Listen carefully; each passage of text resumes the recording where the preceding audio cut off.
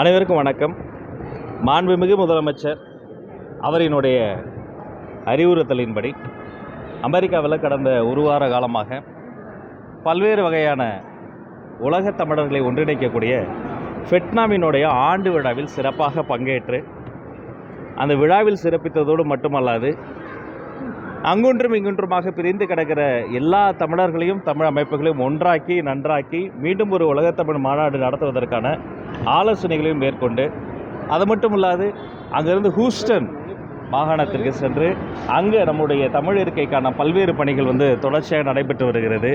அப்படி அனைத்து வகையான தமிழ் பணியோடு வெற்றிகரமாக அமெரிக்க பயணத்தை நிறைவு செய்து வந்திருக்கிறேன். இந்த பொன்னான வாய்ப்பளித்த மாண்புமிகு முதல்வருக்கு என்னுடைய மனமார்ந்த நன்றியை தெரிவித்துக் கொள்கிறேன். இப்போ 2019ஆம் ஆண்டு சிக்காகோவில் ஒரு மாட்டி நடந்தது. அதுக்கு முன்னாடி தமிழ்நாட்டை பொறுத்த வரைக்கும் தஞ்சாவூர் நடந்தது, சென்னையில் நடந்தது, எம்ஜிஆர் ஐயா ஜெயலலிதா அம்மாலாம் நடைபெற்று அதை நடத்தக்கூடிய வாய்ப்பு அவர்கள்லாம் கிடைத்தது. இப்போ இந்த மாநாட்டை பொறுத்த வரைக்கும் முன் எப்போதும் இல்லாத அளவிற்கு அனைவரும் இன்க்ளூசிவாக எல்லா உலக தமிழர்களையும் இணைக்கின்ற வகையில் அதே மாதிரி அடுத்த தலைமுறையும் அடுத்து நம்மளுடைய இலக்குகள் அடுத்த தலைமுறையும் இது வாஞ்சையோடு அணைக்கக்கூடிய வகையில் செயல்படும். அப்போ பல்வேறு கட்டையான பணிகள் இருக்குது. இப்போ தான் ஆரம்ப பணிகள் தொடங்கியிருக்கு. அடுத்த ஆலோசனை பணி இருக்குது. ஆரம்ப பணிக்கு அடுத்து ஆலோசனை பணிக்கு அடுத்து ஆராய்ச்சி பணிக்கு அடுத்து களப்பணி இருக்கிறது. அப்போது மாண்புமிகு முதல்வரோடு கலந்து பேசி சொல்கிறேன்.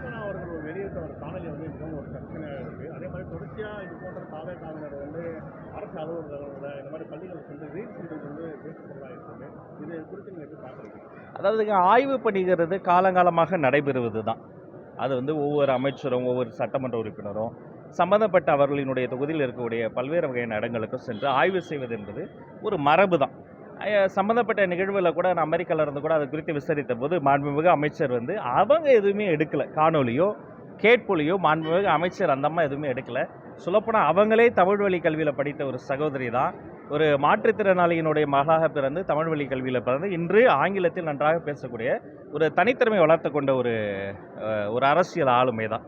அதனால் இது அங்கிருந்து மற்ற ஊடகங்கள் எடுத்த காணொலிகள் அதன் பிறகு தொடர்ச்சியாக அது சர்ச்சையாக மாறியது. மற்றபடி இந்த ஆய்வுகள் என்பது அது ஒரு மரபு தான். அது யாரும் தவறாக எடுத்துக்கொள்ளக்கூடாது.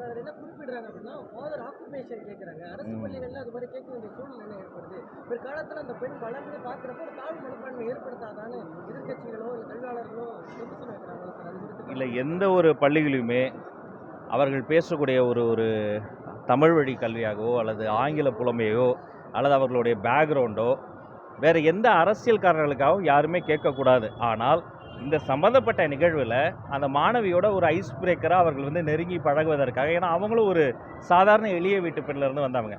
அந்த பெண்மணியை பார்த்தபோது, அந்த மாணவியை பார்த்தபோது அமைச்சருக்கும் தன்னை போல் ஒருத்தையை பார்த்ததால் ஒரு அக்கா ஸ்தானத்தில் தான் அதை அவங்க பேசுகிறாங்க. அதாவது யாரும் அதை தவற எடுத்துக்குவாங்க.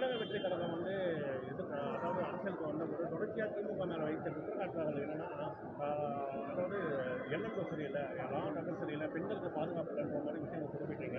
அதே போல தற்போது தாவேகால ஆலந்தூர் பகுதியில் இருக்கக்கூடிய வேமுறையின் கைது செஞ்சு சிறைக்கு சென்ற வந்த நிலையில் அவரை அழைத்துக் கொண்டு சட்டமன்ற உறுப்பினர் ஒரு அரசியல் நிகழ்ச்சியில் ஆய்வு மேற்கொண்டது என்பது மிகப்பெரிய ஒரு சர்ச்சையாச்சு. இது போன்ற செயலில் ஈடுபடுறது நீங்கள் என்ன? கடல் நீரை குடிநீராக்கும் திட்டம் நீங்கள் 50 நாளில் பண்ணியிருக்க முடியாது, நாங்கள் 5 ஆண்டு பண்ணதுன்றாங்க. தமிழ்நாட்டில் சட்டம் ஒழுங்கு சீர்கெட்டு இருப்பதும் 50 நாளில் பண்ணியிருக்க முடியாது, அவங்க 5 ஆண்டில் பண்ணதோடைய விளைவை தான் இப்போ நம்ம சந்திச்சுட்டு இருக்கோம். தெருவெல்லாம் போதைப் பொருள் புழக்கம் அதிகமாக இருந்ததோடைய வெளிப்பாடு தான் இது.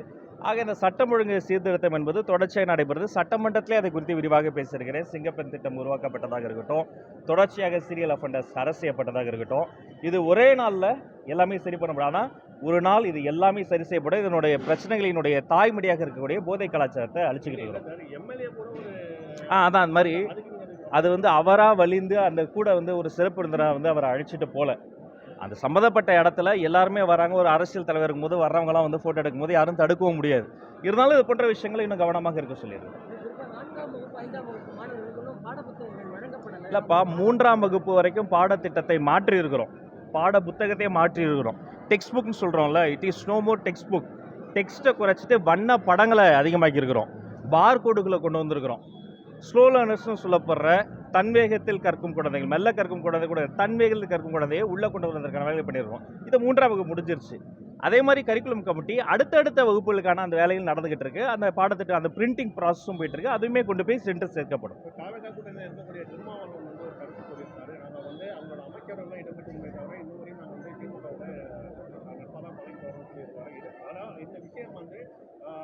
தாவேகா தலைவர் விஜயை வந்து பாமக தலைவர் அன்புமணி ராமதாஸ் சந்தித்த பிறகு இந்த விஷயம் வந்து வருது. இது குறித்து நீங்க உங்க கருத்து சொல்லுங்க. இதுதான் டெமோக்ரஸியுடைய பியூட்டியே இதுதான் ஜனநாயகம். கூட்டணி கட்சியில் இருக்கக்கூடிய தலைவர்களை தங்களுடைய நண்பர்களாக தோழர்களாக பார்க்கக்கூடிய கட்சி தமிழக வெற்றி கழகம். மற்றபடி அவர்களை வந்து தங்களுடைய ஒரு குடும்பத்தினுடைய ஒரு ஏவலாகவோ தங்களுக்கெல்லாம் தான் எல்லாரும் இன்னும் தங்களை மீறி யாரும் பேசக்கூடாதுன்னா அப்படி எந்த நெருக்கடியும் தரக்கூடிய கட்சி நாம கிடையாது.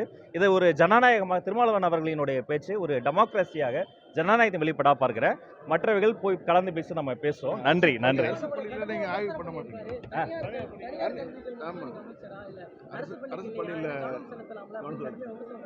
இல்லை தனியார் பள்ளிகள் ஒவ்வொரு சர்டிஃபிகேட்டுக்கும் 25 லட்சம் 40 லட்சம் காசு கொடுத்ததை தடுத்து ஊழலை 10,000 கோடி ஊழலை தடுத்ததை தனியார் பள்ளிகளுக்கான அனுகூலமாக பார்க்கக்கூடாது. இந்த பார்வை தவறு. ஊழலுக்கு எதிரான நடவடிக்கை தான் பார்க்கணும். மற்றபடி அரசு பள்ளிகள் தான் என்னுடைய கண்கள். அரசு பள்ளிகள் தான் என்னுடைய முதல் விஷயம். நான் போட்ட முதல் கையெழுத்து அரசு பள்ளியில் இருக்கக்கூடிய பெண் குழந்தைகள் படிக்கிற கழிப்பறையில் பூட்டக்கூடிய கதவுகள் இருப்பதற்காகத்தான் முதல் கையெழுத்தே போட்டேன். பாத்ரூமுக்கு தான் முதல் கையெழுத்தே போட்டேன். அரசு பள்ளிக்கு தான் முதல் கையெழுத்தே போட்டேன். தொடர்ச்சியாக அரசாங்கத்தில் படிக்கக்கூடிய அந்த பள்ளிகளில் அந்த மாணவர்களுக்கு மாடல் ஸ்கூல்லாம் நேரில் போய் பார்த்துருக்கிறேன். அந்த மாணவர்களுக்கு தேவையான சொன்ன தேதியில் ரிசல்ட்டை எந்த ஃப்ளாவும் இல்லாமல் கொண்டு வந்து அரசு பள்ளி மாணவர்களுக்கு சொல்லியிருக்கிறோம். அதே மாதிரி இந்த வெயிலின் தாக்கம் அதிகமாக இருந்தபோது மாண்பு முதல்வரோட பேசி அவர்களுக்கு ஏதுவாக அந்த நாளை தள்ளி வச்சோம். உண்டு உறைவிட பள்ளிக்கு நேரில் போய் பார்த்து அவர்கள் வேணுங்கிறதெல்லாம் செஞ்சுருக்கிறோம். வகுப்பறைகளை ஸ்மார்ட் கிளாஸ் ரூமாக மாறி நானே கைப்பட போய் ஒரு ஸ்மார்ட் கிளாஸ் ரூமாக திறந்து வச்சுருக்கிறோம். ஆக இது வந்து தனியார் பள்ளிகள் பண்ண 10,000 கோடி ஊழல். அதற்கு எதிராக நாங்கள் பேசுகிற பொழுது அது ஏதோ தனியார் பள்ளிகளுக்கான அனுகூலமாக பார்க்கின்ற பார்வை தவிர ஒருவேளை இந்த ஊழலில் பெரும் முதலைகள்லாம் சம்மந்தப்பட்டிருக்கிறாங்க. அவர்கள்லாம் வெளில வர்றது வந்து இவர் வந்து அவர்களுக்கு ஆதரவாக பேசுகிறாரோ என்ற எண்ணம் இருக்குது. நன்றி.